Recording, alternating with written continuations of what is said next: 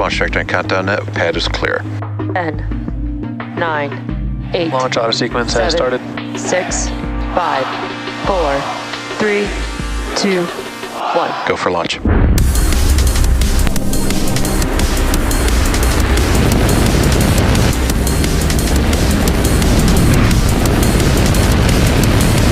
Vehicle is supersonic. Stage separation confirmed. Dragon, separation confirmed.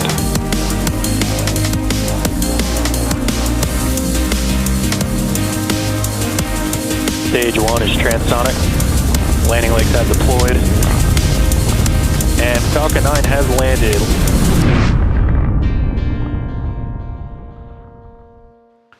You are looking live at a view of Falcon 9 awaiting liftoff at 5:28 p.m. Eastern Time from Launch Complex 39A at the Kennedy Space Center in Florida. Thanks for tuning in for the TD7 mission. I'm Chris Gebhardt with SpaceX Communications. Today we will be delivering the TD7 communications satellite to a geosynchronous transfer orbit.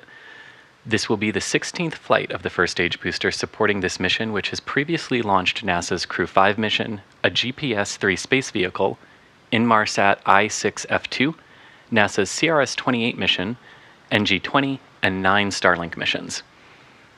After stage separation, the booster will once again head back to Earth, this time targeting a landing on our drone ship, a shortfall of Gravitas, which is currently stationed in the Atlantic Ocean. Now, at our customer's request, we will be ending today's webcast before payload deploy just after booster landing. At T-minus 7 minutes 30 seconds, we are looking good for an on-time liftoff today. Falcon 9 is healthy, the range is ready to support, and the weather is looking great with less than a 5% chance of launch constraints. While we wait, let's meet the vehicle that will take the TD7 spacecraft into orbit today. The Falcon 9 rocket you see on your screen is a two-stage vehicle standing 229 feet tall. When fully fueled, it will hold just over 1 million pounds of propellant, which we began loading at T-minus 35 minutes. Engines are trailing in for flight. And as you heard there, we are beginning thermal conditioning of the engines on the first stage of the vehicle. But starting from the top of our vehicle, the TD7 payload is safely enclosed inside the 17-foot diameter payload fairing, which is the nose of the rocket. Made of a carbon composite material, the fairing protects the satellite on its way to orbit. The fairing itself is actually two halves, both of which will be jettisoned about 3 minutes into the flight. The fairing halves supporting today's mission are flight proven, with one half flying for its 20th time and the other for its 10th. Both fairing halves will be recovered after today's flight by our fairing recovery ship, Doug. Below the payload Stage 1, RP1 load complete. And there you hear Stage 1 kerosene load is complete. And below the payload fairing on your screen is our second stage, which is the part of the rocket that will take our payload to its destination orbit today. The second stage will ignite its single Merlin vacuum engine, or MVAC for short, about 2.5 minutes into flight, and then relight for a second time today before we deploy the TD7 payload. Below the second stage, you can see the black interstage, which is actually part of the first stage booster. At the bottom of that first stage booster are the 9 Merlin 1D engines that we just began conditioning for flight, and the first stage booster and its engines will help get Falcon 9 off the ground and into the thinner parts of Earth's atmosphere. Shortly after liftoff, the first and second stages will separate from one another, with the second stage continuing on to orbit while the first stage begins to make its way back to Earth. Now, our first stages are designed to be reflown with minimal refurbishment between flights, and today's booster is flying for its 16th time. We will be attempting to land the booster on our drone ship, a shortfall of Gravitas, stationed in the Atlantic Ocean. And if we are successful in recovering the booster, it will mark our 369th successful recovery of an orbital-class rocket. Tanks are pressing for Stromback retract. And as you hear Falcon 9's tanks pressing for the start of Strongback retract, last but not least is the large truss structure that you see next to the rocket, which is our transporter erector, or Strongback. Now, we use this to both roll the rocket out to the pad and raise it to the vertical launch position. The TE also routes the vehicle's fluids, power, and telemetry umbilicals up from the ground systems to the rocket and satellite up until the moment that Falcon 9 transitions to internal power. Strongback retract has started. And you can hear that call that the retract sequence for the Strongback has begun. At T-minus 4 minutes 20 seconds away from liftoff from Launch Complex 39A at the Kennedy Space Center, all systems continue to look good for a liftoff today. Now, at liftoff, the strong back will retract rapidly from Falcon 9, and in order to prepare for that retraction, we will shortly see the clamps around the second stage. And there you can see those clamps around the second stage opening, and shortly the TE will pull back just a few degrees to its pre-liftoff position.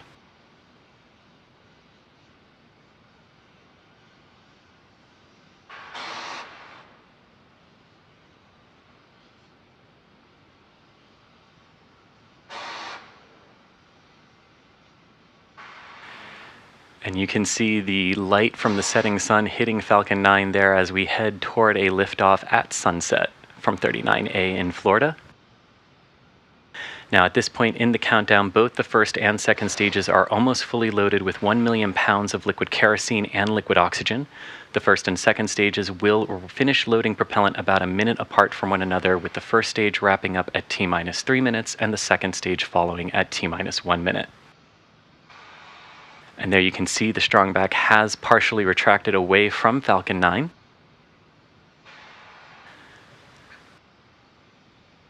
Now, some of the white clouds that you see around the vehicle there are caused as the chilled gas from above the liquid oxygen tank's surface vents overboard to maintain pressure on the vehicle as we continue to load propellant. When that gas comes into contact with the warmer, load complete. And there you hear that the liquid oxygen loading on stage 1 is complete. That white gas that you see there, when it hits the warmer atmosphere, condenses the water into the air, forming the clouds that you see. Now, coming up at T-minus 60 seconds, Falcon 9 will be in startup. This means that the rocket's autonomous internal flight computers have taken control of the launch countdown.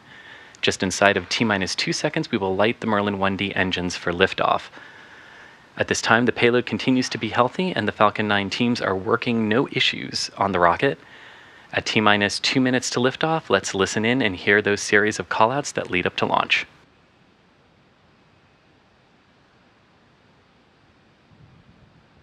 Stage 2, LOX load complete.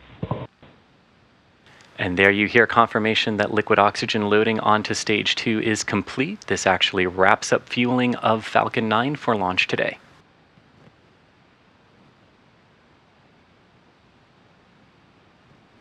And you can also see that our final vent purge has begun on the transporter erector, those white clouds billowing out. Ground gas close-ups. And that call also indicating that the ground systems are being configured for liftoff today.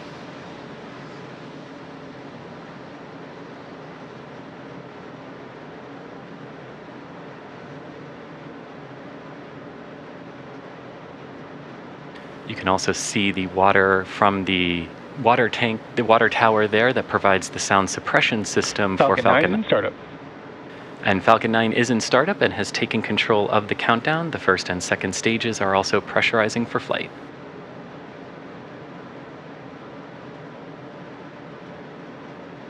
Go for launch. And there you hear our launch director giving the final go for launch call. So at T-minus 37 seconds, let's sit back and watch Falcon 9 take the TD7 satellite to orbit. T-minus 30 seconds.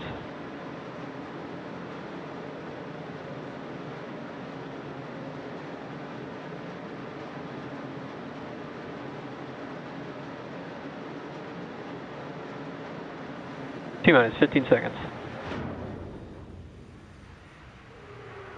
10, 9, 8, 7, 6, 5, 4, 3, 2, 1. Ignition and liftoff. Go Falcon, go TD7.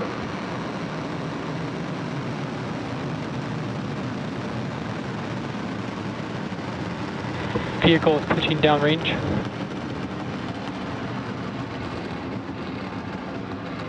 M1D cheer pressures are nominal.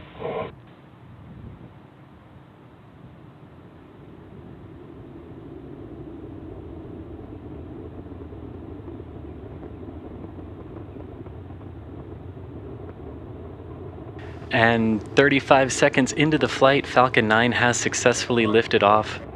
from Launch Complex 39A at the Kennedy Space Center, carrying the TD7 satellite. Now, during ascent, we Power and tilt telemetry or nominal. gimbal. There you hear a call out that power and telemetry is nominal so far. Now, right now, Falcon 9 is gimbaling its engines, or tilting the engines so that the rocket will begin to turn horizontally in a maneuver called the gravity turn. Supersonic. Moments ago, we throttled down the engines in preparation for max Q, or the moment of maximum aerodynamic pressure.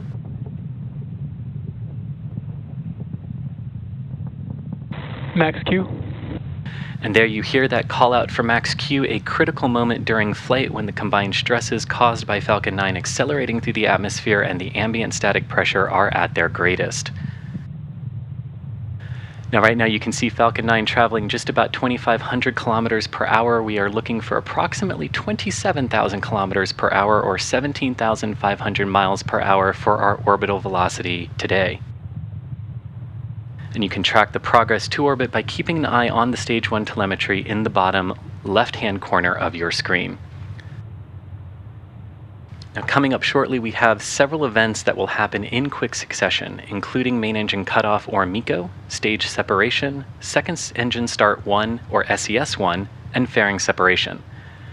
During main engine cutoff, we will shut down the 9 Merlin 1D engines, followed by stage separation. Once separated from the second stage, the booster will begin heading back to Earth, while the second stage MVAC engine will simultaneously ignite for the first time, followed by fairing separation.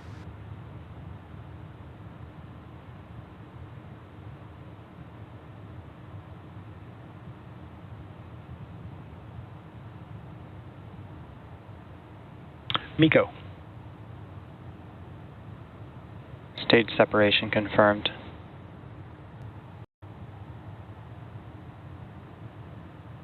And back ignition.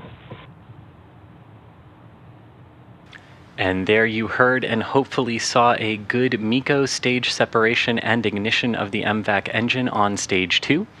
You can now see the first stage beginning its maneuvers to prepare for landing on the A Short Fall of Gravitas drone ship in the Atlantic Ocean. As a reminder, we will not have any stage 2 views today, but you can keep an eye on stage 2's progress with its telemetry in the bottom right-hand corner of your screen.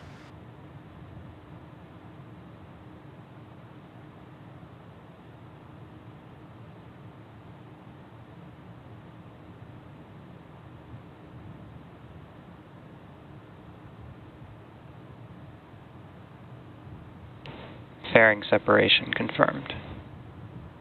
And there you hear confirmation of separation of our payload fairings. Having done their job, they will now parachute down into the Atlantic Ocean, where we will be attempting to retrieve them using our fairing recovery vessel, Doug. Both vehicles are on a nominal trajectory. And a good call out there that both stage 1 and stage 2 are following their planned trajectories. Just over 4 minutes into the flight, coming up at 6 minutes 15 seconds into the flight, we can expect to have some great views of the first stage's entry burn. Now, for this entry burn, we will relight 3 of the Falcon 9 first stage engines on the first stage, starting with the center E9 engine, followed by the E1 and E5 engines. This will help slow the vehicle down as it passes back into Earth's denser lower atmosphere. And we need to slow down in order to reduce re-entry forces, which ultimately helps us recover and reuse the first stages of Falcon 9.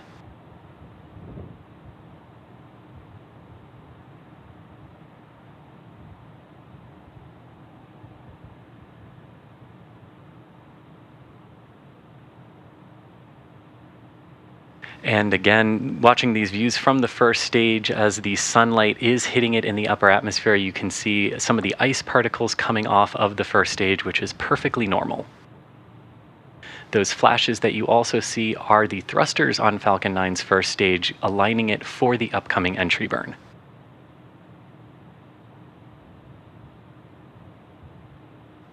And speaking of that entry burn, when that happens, Falcon 9 will actually be decelerating by firing its Merlin engines and flying through its exhaust or plume. This causes a deposit of soot to be This causes a layer of soot to be deposited on the vehicle's surface, which is why our flight-proven vehicles look the way that they do. That soot actually comes from the carbon-based fuel that Falcon 9 uses.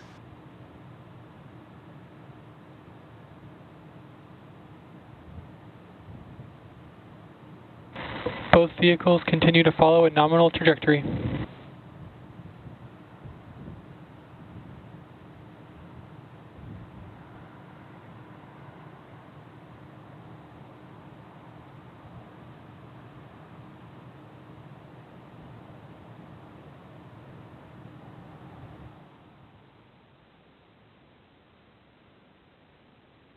Stage 1, entry burn startup.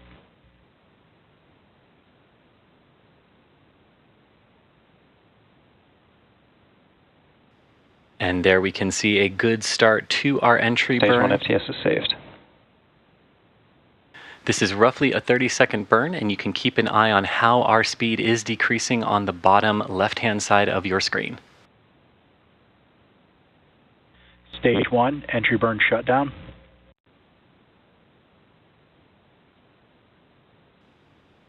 And we have had confirmation of entry burn shutdown.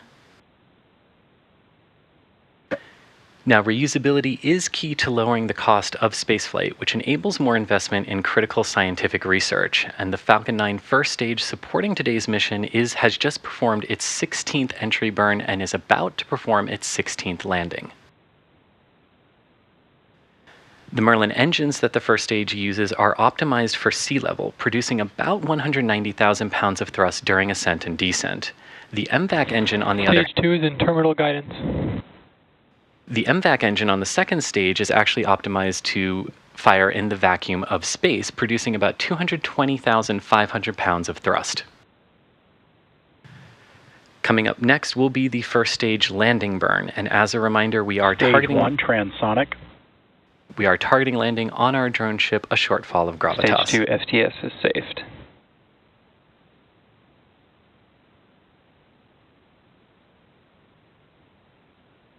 Also continuing to hear the callouts for flight termination system safing on stage 2, a nominal call.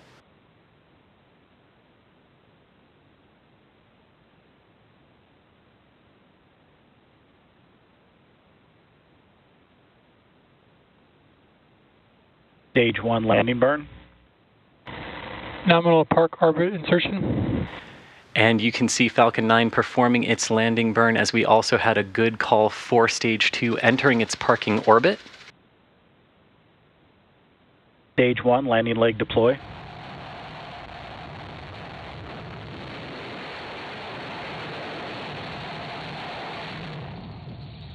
Stage 1 landing confirmed.